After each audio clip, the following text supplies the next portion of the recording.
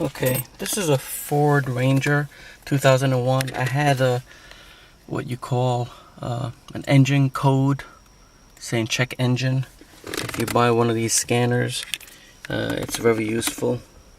You just plug it in and it reads what the problem is. Now, in order to do that, you have to turn the ignition on without starting the engine. Meaning just turn it until the lights are on. And it should be able to read it. Let's see. There we go. It's starting to read. And let's see what it tells me. It's a handy tool to have. Tell me 174. Now, when you buy one of these things, usually it depends which one you get. It can tell you exactly what the problem is. This tells me a number. Now, let me shut this off. Pull out the key. And it comes with a book.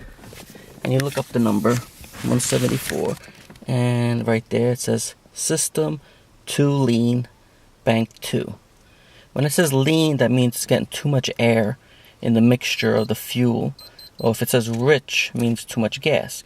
Well, mine is lean, so it just tells me that I'm getting too much air in the mixture, which usually is a leak in the system. And I'll show you where it is. It wasn't difficult to find. You look at the vacuum lines alongside here, and I just happened to find it right there. It was, you can tell it's a little oily because the air was being sucked in there, and this is what was bad. It's an elbow.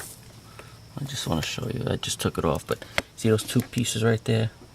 That's where it connects. It's an elbow piece. This one here. It had a bunch of holes in it.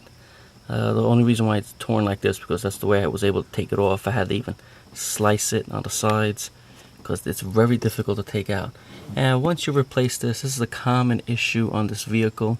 You might see other videos about it that this usually is the culprit. And if you look at inside it, it's pretty bad. Doesn't look too good. So you can buy this from Ford. I believe it's $15 to get the exact bend to go in there. Or you can buy a piece of 5/8 vacuum line. It's going to be difficult to make that bend. You might have to make a loop if that's what you want to do temporarily.